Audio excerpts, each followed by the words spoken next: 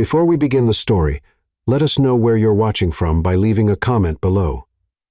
If you enjoy this video, don't forget to like and subscribe. Have a wonderful day. Enjoy the story, everyone. Elise Harper stepped out of the black SUV, the wind catching her auburn hair as though it were trying to warn her. She stood frozen for a moment, her suitcase at her side, her eyes fixed on the iron gates slowly creaking open. Behind them, nestled in the hills of Napa Valley, stood the Thornwood estate, silent, sprawling, and utterly unwelcoming. She hadn't chosen to be here. It was a transaction, one signed with ink and blood. Her parents hadn't looked her in the eye when they told her.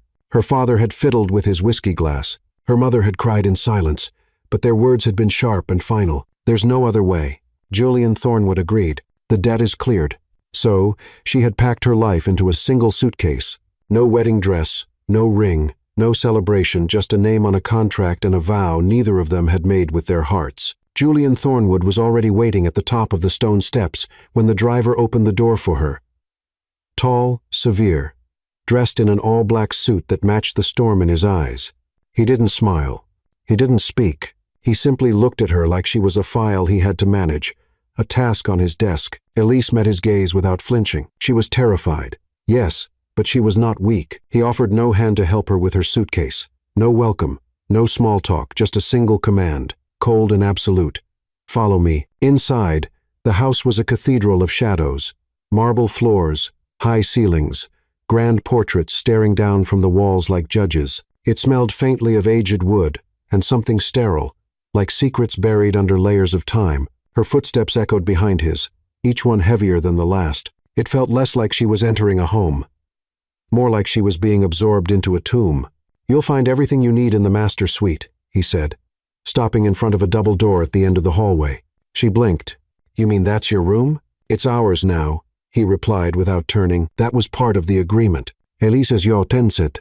There were many things in that agreement. None of them asked if I wanted this. He finally looked at her, his expression unreadable. Wanting is a luxury neither of us can afford. And then he walked away. The door creaked open, revealing a vast room with towering windows, velvet drapes, a fireplace still burning though it was summer. There were 2 glasses on the nightstand, 1 bed, no dividing lines, no space to breathe. She stood there for a long time, her fists clenched, her suitcase still untouched. A part of her wanted to scream, another wanted to cry. But all she did was exhale. This was not a fairy tale. She wasn't the innocent girl who believed love could conquer all, and he wasn't the brooding hero waiting to be saved. Elise knew exactly what she had been sold into, but what Julian didn't know, what he couldn't have possibly foreseen, was that she wasn't a pawn. She had survived things before. Loneliness, neglect, empty promises. This would not break her. Dinner that evening was quiet. The table was long, absurdly so, and they sat at opposite ends. The meal had been prepared by invisible hands. He had staff, clearly, but none dared to appear. She sipped her wine carefully, wondering if he would say anything. Ask about her life, her interests, her favorite color even. But he simply cut his steak and ate in silence. She studied him. His jawline rigid, his posture military straight. His gaze always lowered, as if he were avoiding looking at anything too real. There was a scar near his temple, faded but unmistakable. She wondered about it for a moment, then dismissed the thought. If he wanted to be a ghost, fine, but she was still alive. Do you always eat like a statue? She asked suddenly, her voice sharp in the silence. He glanced up, unbothered. Do you always provoke strangers on your first night under their roof? You're not a stranger, she replied. Unfortunately, a flicker, barely there, crossed his face. Annoyance, amusement, regret, she couldn't tell. I suggest you find a way to make peace with this arrangement, he said finally. The sooner, the better. Then what if I don't? His eyes darkened. Then you'll find it more difficult than it already is. She stood up, pushing her chair back with a scrape. I didn't come here to be your prisoner, Mr. Thornwood. No, he said, rising too. You came here to pay a debt, and that, right there, was the moment Elise decided she would not simply endure this. She would confront it, challenge it, change it. That night, as she lay on one side of the bed, fully clothed, body turned away from him, she felt him move once. Just once. A shifting of weight. A breath that hitched, and then went still again. He didn't touch her. He didn't speak, but his presence filled the room like smoke. Thick, suffocating, and full of something unsaid. She closed her eyes, her mind racing. What kind of man trades money for a wife? What kind of pain does it take to orchestrate something so cruel? Elise didn't have answers, but she had time. And in time, she'd find the cracks in his armor not to hurt him, but to understand why he was hurting her, because no man builds walls that thick without a reason, and no woman walks into fire without learning how to burn with it. The Thornwood mansion looked more like a fortress than a home.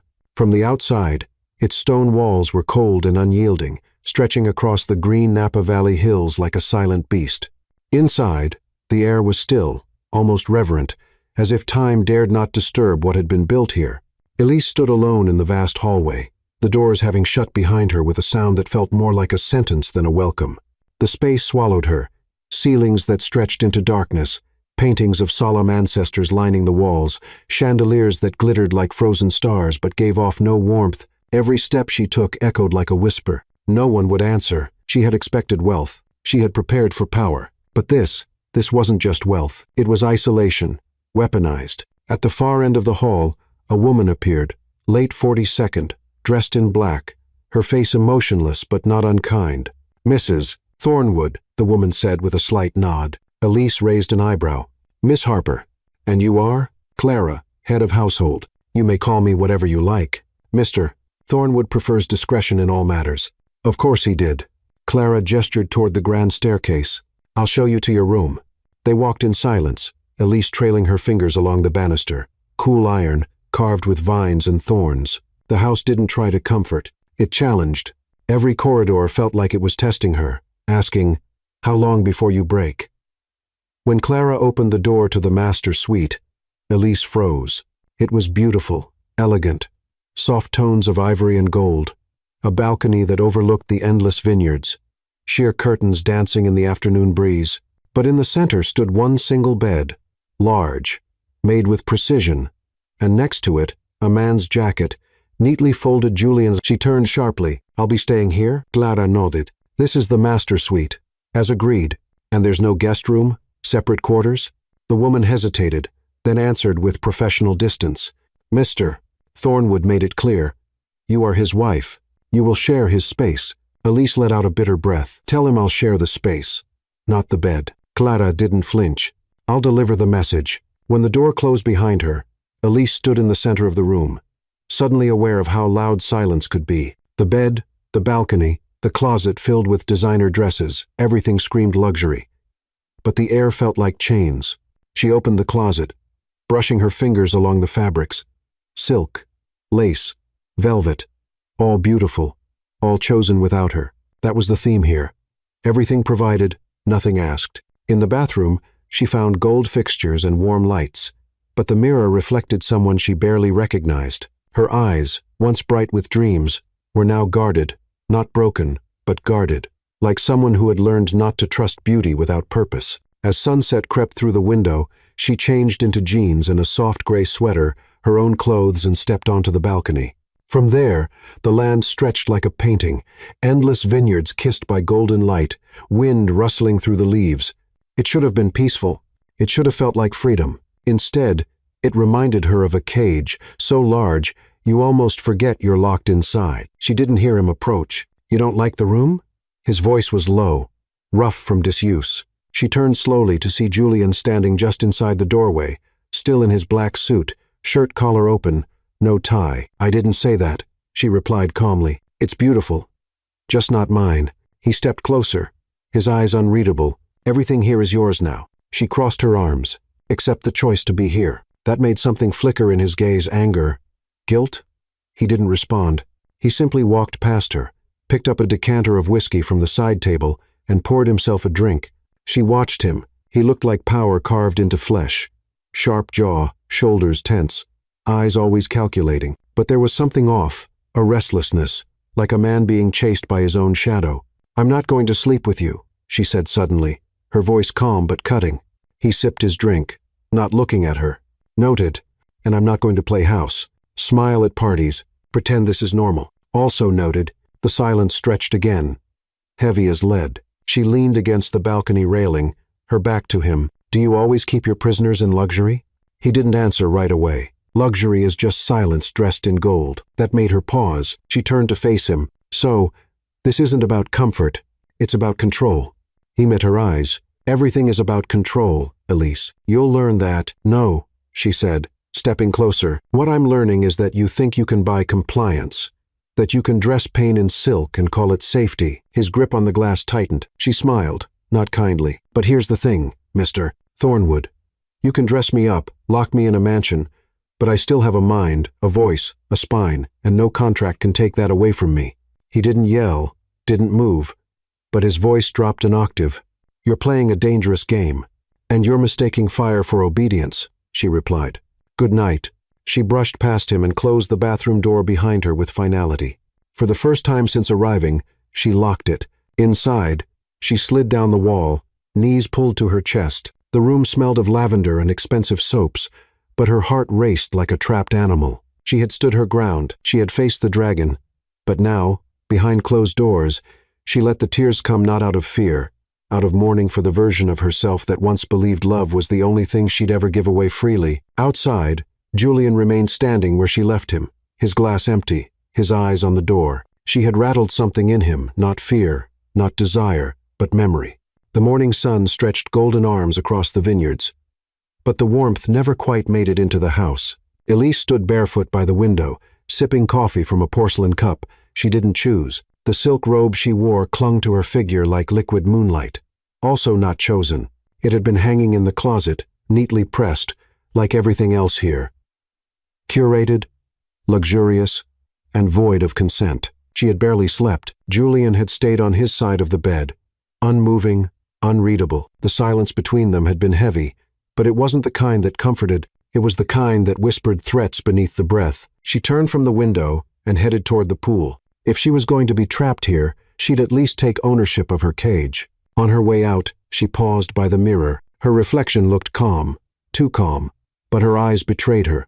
Bold, defiant, and a little reckless. She grabbed a red bikini from her suitcase, not one of the ones Clara had laid out for her. She chose this one. It was unapologetic. It was hers, and she had every right to wear it. The pool was nestled between high hedges and olive trees, private but open to the sunlight. She stretched out on a lounge chair, her skin warming under the California sun, eyes closed, trying to remember what freedom felt like. And then, his shadow long, still, uninvited. She opened her eyes and found Julian standing near the edge of the pool, arms crossed, jaw tight.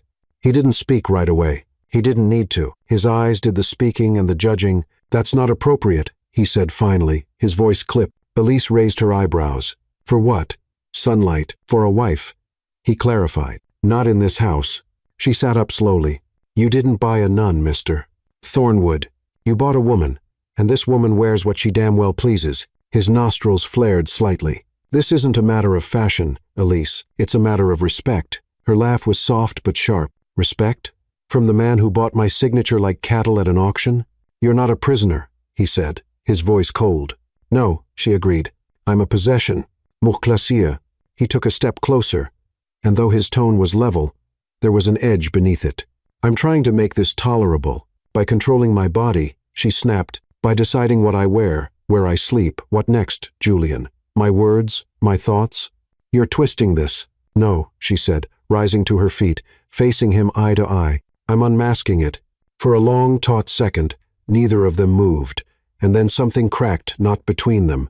Within him, he looked away, as if trying to swallow something bitter. "This isn't easy for me either," he murmured. Elise tilted her head. "Good. Maybe that means you still feel something." He met her gaze again, this time not with anger but something stranger, a flicker of confusion, maybe even regret. It passed too quickly to catch. "You'll change before lunch," he said, turning to leave. She called after him. "And if I don't?" He paused. "Then you'll make this house smaller than it already feels." And with that, he disappeared behind the glass doors, leaving her standing there in the sunlight, heart pounding not in fear, but in fury. Later, back inside, Clara found her in the library, barefoot, flipping through books with a glass of wine in her hand. "The chef asked if you'd be joining Mr. Thornwood for lunch," Clara said gently. Elise didn't look up. "Is the bikini still an issue?" "I wouldn't know," Clara replied, but he hasn't eaten either. Elise exhaled through her nose. Let him starve, Clara. When she arrived at the dining room, still in the bikini but now with a silk robe loosely tied over it, he was already there, waiting, not eating, just waiting. She sat at the far end of the table again. They said nothing. The meal arrived. Chicken piccata, roasted vegetables, everything plated to perfection. Elise took one bite, then another, feeling the tension simmering like a second sauce on the table. He finally broke the silence. You think I enjoy this? She looked up, unblinking. I think you enjoy control. He set his fork down. I had to earn that. Every ounce of it. Nothing was handed to me, except me, she said. His jaw clenched. I didn't ask for this, he said tightly. I didn't want a wife.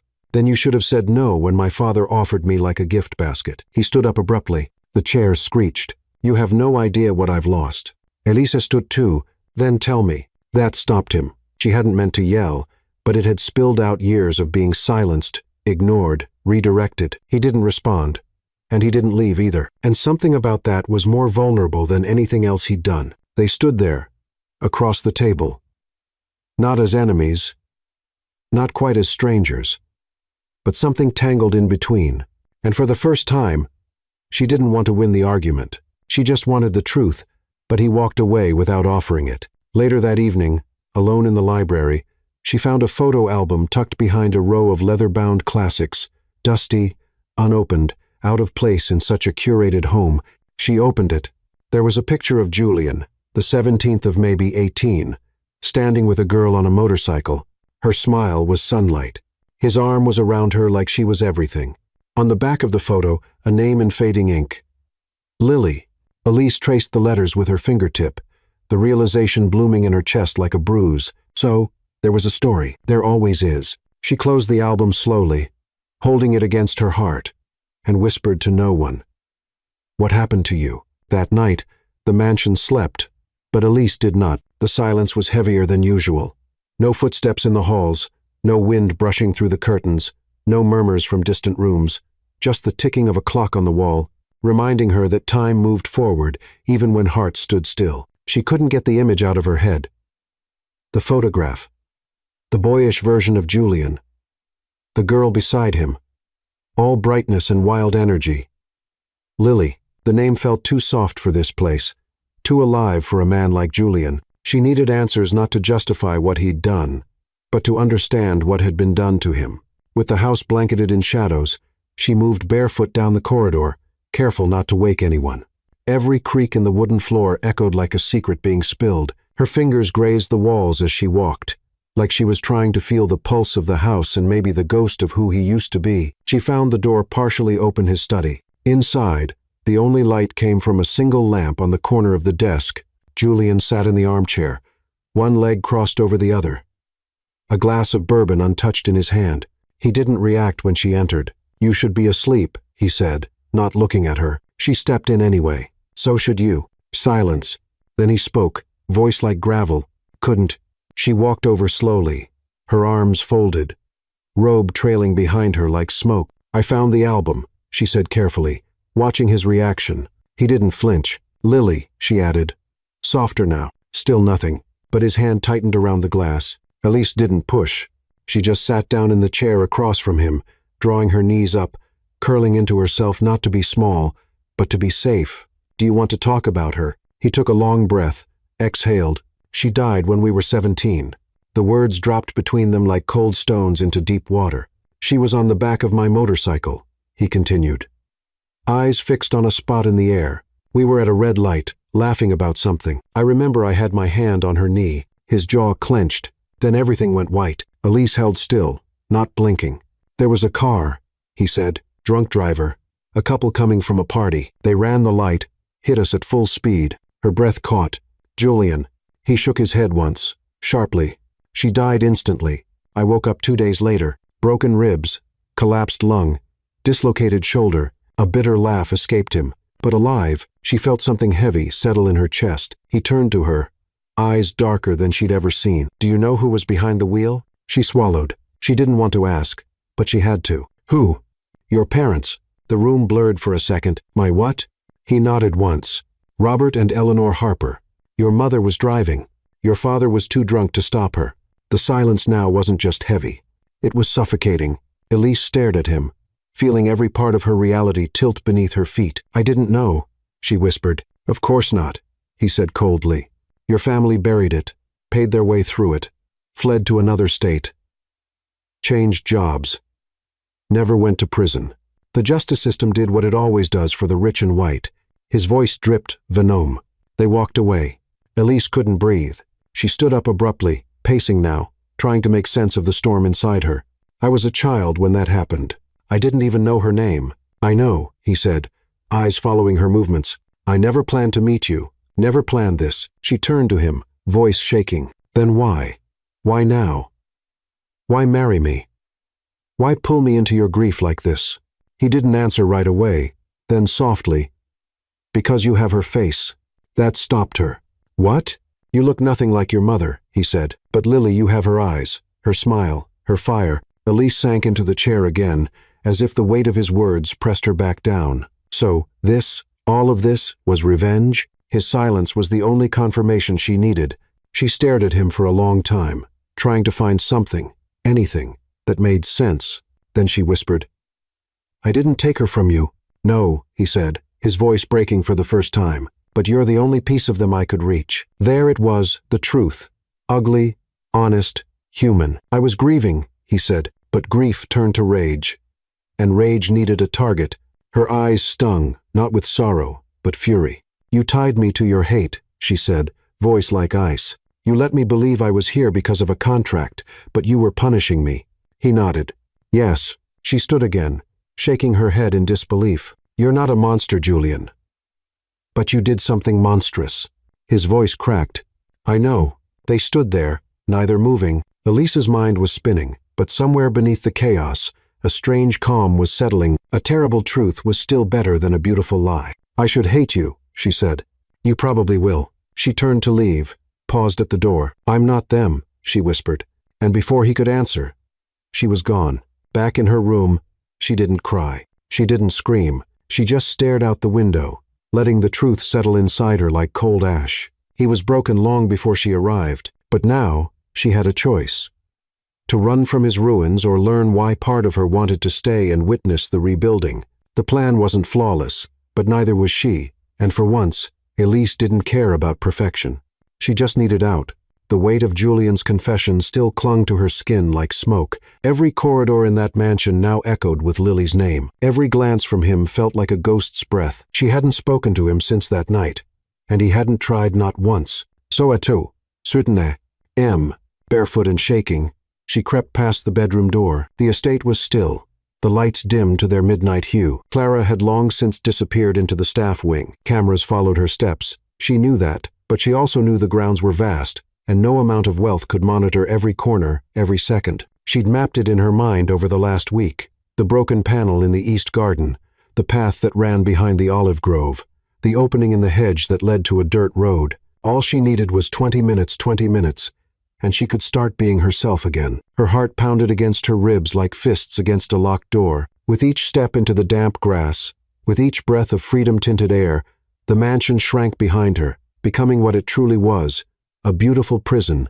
Then, a voice low, angry, and too close. "Where do you think you're going?" Elise spun around, her lungs collapsing. "Julian." He wasn't yelling. He didn't need to. He was dressed in black again, but this time not tailored, no suit, no tie, just a t-shirt and sweatpants. Raw, real, and far more terrifying. "How long have you been watching me?" she demanded. "Long enough." His voice wasn't just cold. It was betrayed. "You said I wasn't a prisoner," she hissed. "I lied." There was no malice in his tone, no venom, just brutal, unvarnished truth. "You don't get to do that," she said, backing away. "You don't get to chain me to your grief and then trap me here." "I didn't chain you," he growled, stepping forward. "I tethered you to something that was already broken." "Well, congratulations," she snapped. "You've succeeded. I'm broken now too." That stopped him, only for a second. He looked at her, truly looked at her, and what he saw in her eyes made him flinch. Not fear, not hatred, but dignity, still burning. Elise clenched her fists. "You want to punish me? Fine, but don't pretend this is about justice. You needed someone to suffer with you, so you chose me." Julian took a breath, and for the first time in weeks, His voice softened. I chose you because I couldn't forget her. And then I couldn't stop seeing you. Her throat tightened. Do you know what it's like, he continued, to wake up every day next to someone who looks like the only person you ever loved, only to remember it isn't her? She didn't answer, because, yes, she knew what it was like to wake up in a life that didn't belong to her. I thought I could handle it, he admitted, stepping closer. But you weren't what I expected. She swallowed hard. Because I didn't break. No, he said quietly. Because you made me feel again. He reached out, not to grab her, not to trap her, but gently, fingers brushing the back of her hand. She pulled away. Feeling doesn't undo what you've done, she whispered. You used me, Julian. I know.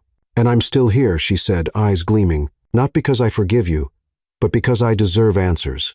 And you owe them. His jaw trembled. Ask. She stepped closer now, standing toe-to-toe with him beneath the pale glow of the garden lamps. Did you ever mean to let me go? He looked at her like a man watching the tide pull away his last lifeline. No. There it was, the full truth, laid bare like a wound. She nodded. The silence between them now louder than any scream. I can't stay in a house where I'm nothing but a reflection of your past, she said. Then let me change that, he pleaded. Her heart squeezed painfully because part of her wanted to believe him. But trust doesn't rise from ashes. It's built. Brick by bleeding brick. Words won't fix this, she murmured. I'll give you more than words, he said. And suddenly, too suddenly, he dropped to his knees, not in surrender, not in weakness, but in reckoning. I lost Lily, he said, voice cracking. And instead of grieving, I created a cage for someone who had nothing to do with her death. I let my rage become my compass, and I led myself straight into hell. She stared down at him, stunned. I don't want to control you anymore, he whispered. I want to understand you. A long pause, and then, but I don't know how. Elise's heart felt like it was being pulled in two directions, one toward the past, and one toward the man kneeling before her, raw and ruined. She didn't forgive him, not yet, but she saw the crack, and light was seeping through. The invitation had arrived in a black envelope, hand-delivered by Clara, a charity gala in San Francisco, hosted by one of Julian's associates, formal, press expected, presence mandatory. Elise stared at the embossed lettering for a long time before setting it down. Do I have to go? She asked. Clara hesitated. Mr. Thornwood said, you're to accompany him. Of course he did. Elise walked to the closet, knowing it had already been prepared. Dresses, shoes, jewelry, all selected without her expensive, flawless, empty, but tonight she had a different idea. She waited until the staff had left, waited until the sky bled into dusk. Then she unzipped a hidden compartment in her suitcase, the one thing she'd brought from her old life that no one else had touched, a red dress. Not just red scarlet, it clung to her like war paint. Low cut, backless, with a slit high enough to provoke and defy. She had bought it a year ago and never dared wear it, not to a date, not to a party. But now was perfect. Because tonight wasn't about fitting in, it was about setting something on fire. When Julian saw her descend the staircase, he stopped breathing. The room didn't go quiet, he did. She walked slowly, each step deliberate, every inch of exposed skin. A challenge. He didn't speak until she stood before him. That dress, he said, voice tight, is not appropriate for this event. She tilted her head, a wicked smile playing on her lips. Then it's perfect. This isn't a game, Elise. She leaned in, just enough to make his jaw clench. No, this is a battle, and I don't lose battles. His eyes dropped to her hips, then back to her face. He looked unhinged, like a man on the edge of control. You're doing this to provoke me. I'm doing this, she said, brushing past him, because I can. The ride to the event was silent. His hand rested in a fist on his knee the entire time. Her presence beside him was a threat wrapped in silk. The tension was no longer cold, it was molten, dangerous. At the gala, the flash of cameras exploded around them. Julian put a hand on her back, light but possessive. She didn't flinch. Instead, she smiled wider, waved, and leaned into his side, as though she were perfectly content in this twisted fairy tale. He was stiff, distracted, burning, and that was exactly what she wanted. For once, he would feel the cage. Inside the ballroom, people greeted them with admiration and whispers. Men glanced twice at her. Women envied the way she glowed. Julian's grip on her waist tightened with each passing hour, his jaw ticking every time she laughed at someone else's joke. He didn't say a word, but his silence was deafening. When the evening ended, and the car pulled back through the gates of the mansion, Elise stepped out first. She didn't wait for him. She climbed the stairs slowly, letting the train of her dress glide behind her like blood on marble. Inside the suite, she kicked off her heels, unzipped the side of the gown halfway, and stood before the mirror, back exposed, and that's when she felt it, the heat of him behind her. She met his reflection in the mirror. His eyes were wild, no longer guarded, no longer cold. Something had cracked open. "I told you not to wear that," he said, voice rough. "You don't get to tell me who to be," she replied, not turning. He stepped closer. "You knew what you were doing." "I did," she whispered, and then he snapped. In one movement, he grabbed the sides of the dress and ripped it down her body. The sound of silk tearing echoed like thunder in the still room. But Elise didn't scream. She didn't cower. She stood taller, naked now save for her pride. She turned slowly to face him, her voice a calm flame. "You can take the dress, Julian, but not me." His breath caught. There was no fear in her eyes, only power. She had never looked more like Lily, and yet nothing like her, because Lily was his past. Elise was his reckoning. His hand hovered at her waist, trembling. "I don't want to hurt you," he said, eyes searching hers. "Then don't," she replied, softer now. "Let go." He stepped back, not in defeat, in surrender. The silence that followed was heavier than desire. It was truth. Elise picked up the remains of the dress, walked past him, and disappeared into the bathroom without another word. She didn't lock the door, but she didn't open it either. Inside, she stood beneath the soft light, letting the water from the sink run over her wrists, trying to calm the electricity in her veins. What had just happened wasn't about sex. It was about power, control, boundaries, and for the first time since arriving, she knew she had set the terms. Back in the bedroom, Julian sat at the edge of the bed, hands clasped, face in his palms. He hadn't expected her to fight back, but she had, not with screams, not with weakness, but with presence. And it terrified him more than anything ever had. For 2 days, they didn't speak. The house returned to its silence, but this time, it wasn't the kind that smothered, it was the kind that waited. The air between Elise and Julian was charged, like the pause before thunder. And still, neither of them made a move. Elise wandered the halls like a ghost in her own skin. She read books in the library she couldn't finish, drank tea that turned cold in her hands, slept facing the edge of the bed, her back to the man who had once tried to own her, then almost unraveled before her. But she hadn't forgotten the look on his face, not when she stood bare and unbroken, not when he let go. She hadn't expected that. She didn't know what to do with it, so she stayed quiet until the garden. It was late afternoon. The sun was just beginning to slip behind the vineyards, casting golden fingers across the rose bushes. She needed air, space, something living. She walked barefoot onto the stone path, feeling the cool earth steady her heartbeat. The silence here felt softer, more forgiving. She was kneeling by a lavender bush, inhaling deeply when it happened. Her ankle twisted on a loose stone. A sharp cry escaped her lips as she collapsed into the grass. The pain was immediate and hot, radiating up her calf. She gritted her teeth, trying not to scream again, but her hands trembled as she reached for her foot. Then, footsteps fast, urgent, and suddenly, Julian was beside her. He didn't ask questions. He didn't hesitate. He knelt and lifted her ankle into his lap with gentle hands, inspecting the swelling. "It's twisted," he said, his voice low but shaken. "Hold still." She blinked at him. "How did you—" "I was watching from the window," he said, not looking up. "I saw you fall." His hands moved carefully, checking for fractures, adjusting the pressure with surprising care. His brow furrowed in concern as he ran his thumb lightly across the top of her foot. "You need ice. Elevation. Come on."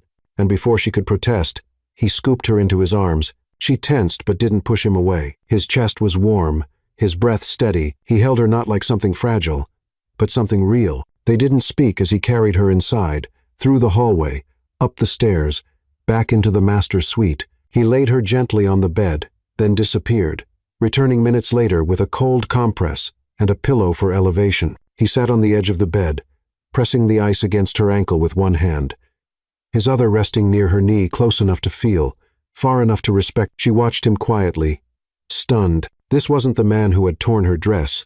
This wasn't the man who had trapped her here. This was someone else, someone softer, someone wounded. "You didn't have to carry me," she murmured.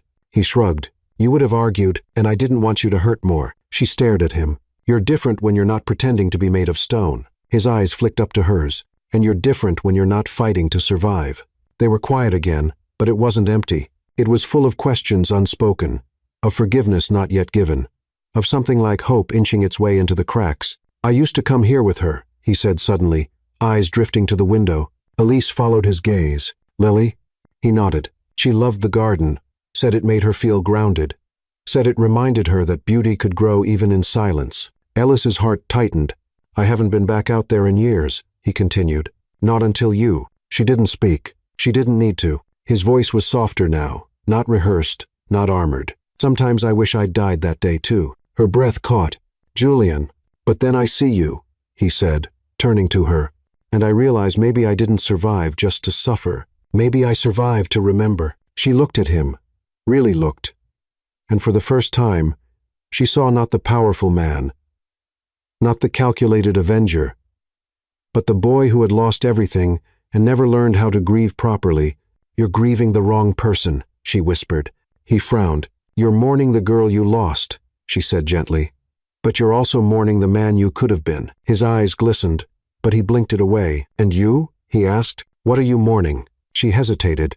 Then, "The version of me that believed love was always kind." Neither of them moved. Then he reached forward, slowly, slow enough to be refused, and brushed a strand of hair from her cheek.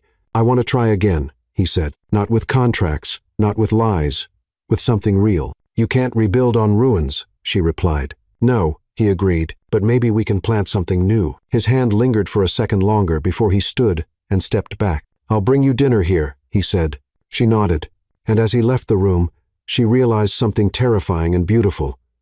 The mansion hadn't changed, but he had, and maybe, just maybe, so had she. The night was unusually still. Elise couldn't sleep. Her ankle was healing, the swelling nearly gone, but something else throbbed inside her, something deeper than pain, something like anticipation.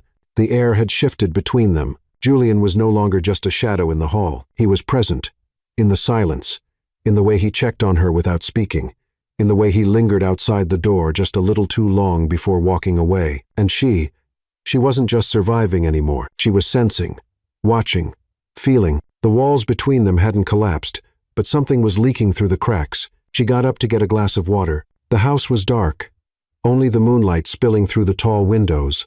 As she stepped into the hallway, the sound stopped her cold. A crash, then a voice, a man's voice, not Julian's. It came from downstairs. Her breath hitched. She pressed her back to the wall and listened. Another crash, a curse, and then Julian's voice, sharp, angry, but not alone. Without thinking, Elise ran down the corridor. Following the sound, her bare feet made no noise on the polished floor. As she neared the study, she caught sight of the struggle. Two men, one masked, holding Julian against the wall with a knife pressed to his throat, the other rifling through the desk drawers, clearly searching for something. Her pulse surged. She didn't think, only moved. She grabbed the heavy vase from the side table and, with every ounce of fear and fury she had left in her, slammed it into the head of the man with the knife. He stumbled. The blade clattered to the floor. Julian turned in the same instant, elbowing the man back with a brutal blow. The second intruder lunged toward Elise, but she backed into the hallway and screamed one sharp, shattering cry that echoed through the mansion like a siren. Within seconds, Clara appeared, followed by two security guards from the lower wing. The intruders were tackled, restrained. And just like that, it was over, but the air didn't calm. It thickened. Julian stood, panting, a cut on his cheek, shirt ripped, eyes wild. Elise couldn't stop shaking. "You," he started, stepping toward her. "You could have been killed. So could you." She shot back, voice trembling. "You shouldn't have come down. I wasn't going to let them hurt you." He stared at her, like he didn't recognize her. And then, like he couldn't believe her. "You're insane," he said, a laugh breaking through his disbelief. "And you're welcome," she said, lips trembling into a smile. He stepped forward, closing the distance between them. "You saved me." She shrugged, trying to lighten the moment. "Let's just say we're even." "No," he whispered, "not even close." His hand reached up slowly, resting on her jaw, thumb brushing the corner of her mouth. Her breath caught. "You ran toward danger," he said, his forehead nearly touching hers now. "He ran toward you." And that was it. The wall shattered. His mouth crashed against hers like a storm finally given permission to break. It wasn't gentle. It was years of pain, weeks of tension, hours of silence, all poured into a kiss that demanded surrender and offered no apology. Elise melted into him, her hands gripping his shirt, anchoring herself in the very thing that once terrified her. He kissed her like a man unchained, like someone rediscovering warmth after a lifetime of winter. His hand slid into her hair, tilting her face toward his, deepening the kiss until it wasn't just lips, it was everything. Her fears, his regrets, their fury, their fire, when they finally pulled apart, breathless, neither of them spoke. There were no words for this kind of shift. He leaned his forehead against hers. "I've never wanted something I hated so much," he whispered, "and I've never hated something I wanted so deeply." She closed her eyes. "I don't want to be your punishment anymore." "You're not," he said. "You never were." They stood there in the hallway, with the world still reeling around them, and in the center, just for a moment, there was calm. "I don't know how to do this," he admitted. "Neither do I," she replied. "But maybe we don't have to know," she said, brushing a strand of hair from his face. "Maybe we just start." He nodded once, soft, vulnerable a man, unraveling for the first time in years and letting someone see it. "I should check on security," he said. She stepped back, her lips still tingling. "Go." He walked away slowly, glancing over his shoulder one last time before disappearing into the dark. Elise stood alone, but this time, she didn't feel alone. Something had begun. Not healing, not yet, but something real. The morning after the kiss felt different, not lighter, not easier, just real. Elise sat by the window, knees drawn to her chest, watching the early light seep into the valley. The vineyards shimmered with dew. A breeze moved the trees gently, like the earth was exhaling. But inside her, there was only tension. That kiss had unlocked something, not just desire, not even forgiveness. It had opened a door to a room she wasn't sure she wanted to enter, because once you stepped into truth, there was no turning back. She heard the knock at the door, soft but certain. "Come in," she said, not moving from her spot. Julian stepped inside, a coffee mug in each hand. He looked more human than usual. Black t-shirt, dark jeans, barefoot, no mask, no armor. He handed her the mug. Their fingers brushed, neither pulled away. "You didn't sleep," he said. She shook her head. He nodded, as if he'd expected that. "I didn't either." A long silence settled between them, but this one wasn't tense. It was cautious, the kind of silence that knows something big is coming. She finally turned to him. "I found the file." He stilled. "What file?" In the study, hidden behind the drawer panel, she set the mug down. "Photos of the accident, the police report, your hospital records, newspaper clippings." My parents' name circled in red ink. He looked away, jaw tightening. "Was that your altar?" she asked softly. "Your shrine to hate?" "I kept it to remind myself," he said, voice rough, "of what they took from me. And what did I take from you, Julian?" He flinched at the question. She stood now, facing him. "You brought me here to punish ghosts," she said, "but I'm not their daughter in your memories. I'm just their echo, their replacement, a placeholder for your rage." His eyes met hers, and for the first time, she saw fear in them. "I didn't know what I was doing," he admitted. "At first, it was about control, about having something to hold on to. But then, you weren't what I expected." "No," she said, "because I fought back." He nodded. "Because you lived." The words hit harder than she expected. Elise took a slow breath. "You loved Lily." "I did. And you hate me because I look like her." "No," he said, stepping closer. "I hate myself because sometimes, when I look at you, I forget she ever existed." That silence returned, but it burned. "You don't get to bury one woman in another," Elise said, voice trembling. "You don't get to make me her stand-in and then hate me for replacing her." "I know," he said. "I reminded you of her, that I had her eyes, her fire." She crossed her arms. "But you never saw me, not until I bled for you, not until I challenged you, not until I saved your life." He moved closer, slow, as if each step might break something sacred. "I see you now." "Then prove it," she whispered. He looked at her, confused. "Tell me the truth. The real truth. All of it, without the walls." He hesitated, then sat down, resting his elbows on his knees, hands clasped, like a confession was slipping through his fingers. "I was 17. We were reckless, happy. I thought I'd marry her." His voice cracked.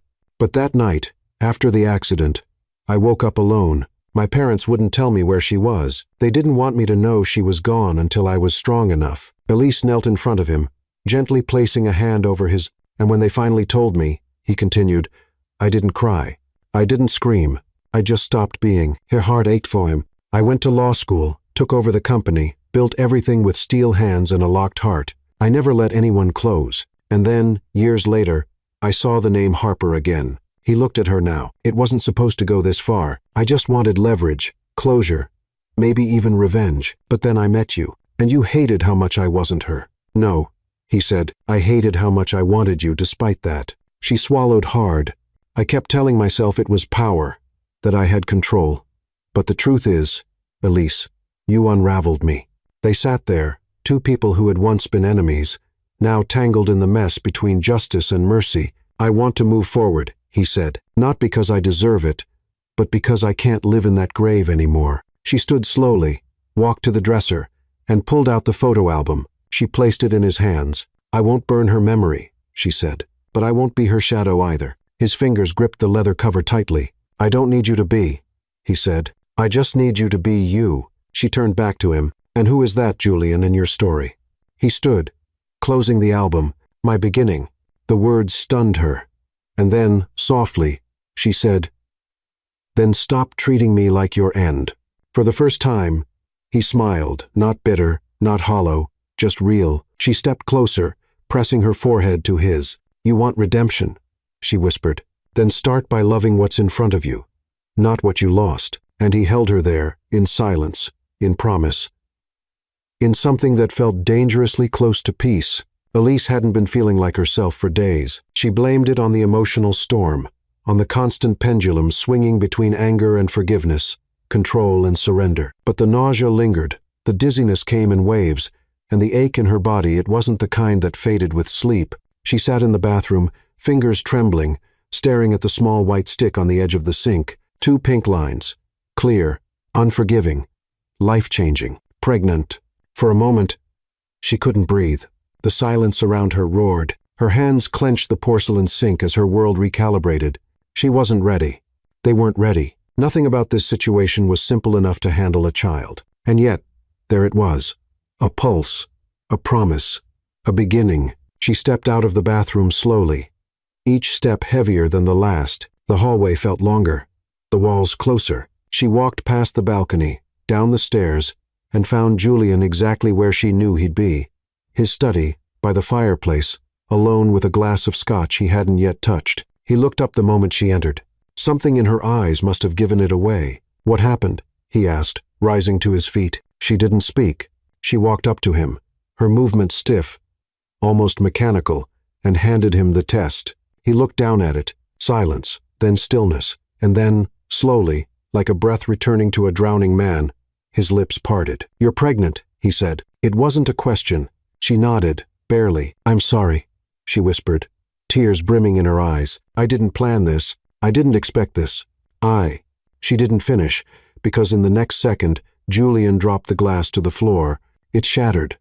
Forgotten. He stepped forward and pulled her into his arms, not possessively, not with dominance, but with a desperation so raw it stole her breath. His face buried in her neck, his chest heaving, and then he cried. Not the silent kind, not the masculine, restrained kind, he broke, right there in her arms. And she held him. She didn't ask him to stop, because he wasn't crying out of fear. He was crying because, for the first time in years, life had returned to him. This changes everything, he whispered, voice wrecked. Elise, I didn't know I could feel this again. Her tears fell silently into his shirt. I don't want our child to grow up in a house built on pain, she said. He pulled back, cupping her face, eyes blazing. Then we tear it down and rebuild it. Brick by brick, she searched his face for the man she'd once feared, but he was gone. This man wasn't made of revenge. He was made of hope, and he was terrified. She sat down on the leather couch, hands on her stomach, still processing. Julian knelt before her. No arrogance, no power games. Just a man who had been given a second chance. I'm going to be a father, he said, like he was trying to convince himself. You are, she whispered, and you're going to be the most powerful mother this child could ever have. She let out a soft, broken laugh. You don't have to say all the right things, she murmured. Just don't run. I'm done running, he said. From pain, from truth, from you. There was a long pause. Quiet, except for the crackling of the fire behind them. I need to tell you something, he said. She tensed. What? I spoke to your father 2 days ago. Her breath stopped. He called the estate, said he wanted to speak to me, man to man. I told him no, but then I listened. Elise stood suddenly, cold. What did he say? Julian swallowed. That he never forgave himself. That he's been sober for 9 years. That your mother never drove again. And that he's terrified you'll never come home. She wrapped her arms around herself, as if shielding something fragile. He thinks I'm angry, she said. Aren't you? She nodded slowly. But I'm also tired of carrying it. He stepped closer. Then maybe this child isn't just a beginning for us. Maybe it's a bridge. Her eyes filled again. Do you really believe we can start over? He took her hand and placed it over his heart. I don't want to repeat the past, Elise. I want to rewrite it. And for the first time, she let herself believe that maybe, just maybe, it was possible that a child conceived in chaos could be raised in peace, that a woman once sold could be cherished, that a man once ruled by vengeance could be redeemed. They stood there, hands intertwined, as the fire burned low and quiet. The mansion was still, but something inside them had come alive. The world changed in the span of a scream. It was a spring evening when Elise went into labor. The vineyard was quiet, the wind soft against the windows, and inside the mansion, everything stood still, holding its breath for what was about to arrive. Julian had never known fear like this, not during business takeovers, not even during the accident that had stolen Lily, but now, with Elise's hand crushing his and her voice laced with pain, it was a different kind of terror. A terror wrapped in love. Breathe. Elise. The doctor instructed calmly. You're doing beautifully. Elise glared at him through clenched teeth. Then you try doing it. Julian would have laughed if his throat hadn't been so tight. She was radiant, even in agony. Sweat on her brow, eyes wild but full of fire, the kind of fire that didn't burn to destroy, the kind that gave life. He hadn't left her side for a second. When the pain peaked, she gripped his shirt, yanking him closer. This is your fault. I know, he whispered, pressing his forehead to hers. Blame me forever. Just keep breathing. The room was lit only by soft yellow lamps. The doctor and nurses moved quickly, efficiently. Clara stood at the doorway, silently holding space. Even she, stoic and composed, had mist in her eyes. And then, one final push. A cry, not Elise's, not Julian's, a baby's. The first sound of Noah Thornwood, the sound that shattered the last wall still standing. Elise collapsed back onto the pillows, her chest rising and falling in exhausted relief. Julian remained frozen beside her, eyes wide, as the doctor handed him something small, red-faced, and impossibly alive, a son.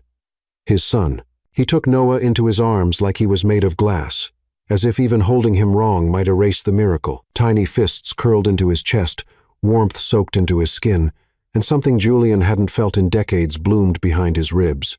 Peace! Elise watched him, tears streaking her cheeks not from pain, but from the rawness of seeing him this way. Unmasked, undone, reborn. He's perfect, she whispered. Julian lowered himself onto the bed beside her, cradling Noah between them. He is, and so are you. No, she said softly, but I'm finally whole. He kissed her forehead, then Noah's, then held them both like they were the center of his universe, because now they were. The days that followed blurred in golden light and quiet lullabies. The mansion, once silent and cold, echoed with soft cries, laughter, the creak of rocking chairs, and late-night whispers. Every hallway carried signs of life now. Tiny socks left on the stairs, baby blankets draped over antique furniture, and Elise's soft humming floating from room to room. Clara smiled more. The staff lingered longer. Even the flowers outside seemed to bloom faster. But the biggest transformation was Julian. He changed diapers, read baby books, paced the nursery at 2 o'clock, whispering promises and fears into Noah's sleeping ears. I don't know how to be a father, he once said, holding the infant against his chest. You already are, Elise replied. You just haven't forgiven yourself yet. And slowly, he let go of the scotch. He deleted the file of Lily's accident. He planted a tree in the garden, beneath the lavender bush, where Elise had once twisted her ankle, a new life for a new chapter. One afternoon, Elise stood at the doorway to the nursery and watched him rock Noah, his voice low and full of awe. I used to believe I was made of stone, he murmured. But then you came, and now I know I was only waiting for something soft to shape me. When he noticed her, he didn't flinch or hide. He smiled. Come here, he whispered. She walked over, pressing her head to his shoulder, one hand on his heart, the other on Noah's back. In that moment, nothing else existed.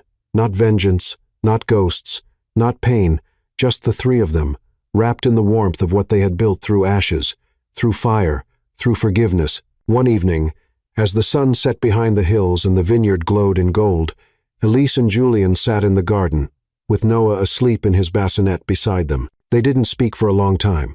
Then Julian broke the silence. "I used to think love made you weak." She turned to him, amused. And now, he looked at her, truly looked at her. "Now I know it's the only thing that ever made me strong." She smiled. "Took you long enough?" He reached for her hand. "You saved me." "No," she said gently. "We saved each other." And as the stars blinked into the sky and the wind rustled through the vines, they sat in the silence of everything they had survived together. The garden had become their sanctuary. It was where she had once fallen, and he had once knelt. Where silence had once felt like distance, now it felt like presence. Every leaf, every breeze, every patch of lavender remembered their story. Elise sat on a wooden bench beneath the old olive tree, watching Noah sleep in his stroller. His tiny chest rose and fell in soft rhythm, fingers curled into miniature fists, lips twitching into a smile only babies know how to make. Behind her, footsteps crunched over gravel. She didn't need to turn. She knew it was him. Julian sat beside her in silence, resting his arm along the back of the bench close, but not too close, respecting space, honoring her rhythm. They didn't speak for a long time. There was nothing urgent left to say, only things that still needed to be felt. Elise finally turned to him, her voice quiet. "Do you ever think about who we were in the beginning?" He nodded slowly. "All the time. I hated you," she said, not with bitterness, but as a memory. "I deserved it," he replied. She looked down at her hands. "And yet, we're here. We're not those people anymore," he said. "You were never just a girl who was sold, and I was never just a man driven by hate." "No," she agreed, "but we had to break to become who we are." He leaned forward, elbows on his knees, gaze on the sky turning amber. "I thought pain was the most honest thing in the world, that if I held on to it long enough, it would protect me." She smiled softly. "Pain only protects us from healing." He turned to her, eyes searching hers. "And you, Elise, you didn't just heal me. You exposed every part of me I tried to bury. You made it very hard to reach them," she teased gently. He laughed, a sound that still felt new, but real. "I was scared," he confessed. "So was I," she said. They both looked at Noah then, as if he were the punctuation to every sentence they didn't know how to finish. "He'll grow up free," Julian said. "Not in shadows, not in silence. Elise nodded. "And he'll know the truth, the real one." Julian shifted, placing a hand over hers. "I don't know what I did to deserve you," he whispered. "You didn't deserve me," she said, squeezing his fingers. "You chose me, and then you earned me." He exhaled, a long breath that sounded like surrender. "I used to think Lily was my end," he said. "But you, Elise, you're my home." Her eyes glistened not because she needed saving, not because she needed him to change, but because he had, not for her, for himself. She reached into the stroller, lifted Noah gently, and placed him in Julian's arms. The baby stirred but didn't cry, just nestled into his father's chest like he belonged there, because he did. They sat in the fading light. Family formed from fire. The mansion no longer felt like a prison. The vineyard no longer looked like a grave. It was all transformed by presence, by truth, by love. "Where do we go from here?" Julian asked, brushing his thumb over Noah's back. Elisa smiled. "Forward." He looked at her with something deeper than love. Peace. And in that quiet moment, beneath the tree where old pain had once bloomed, they leaned into one another and began again. Sometimes, the greatest revenge is choosing to love where hate was planted. Elise wasn't rescued. She rescued a man who had forgotten how to feel. And Julian didn't just change her life, he gave her a reason to fight for something new. Together, they built a love born not from perfection, but from scars, forgiveness, and fierce truth. Because real love doesn't erase the past, it redeems it.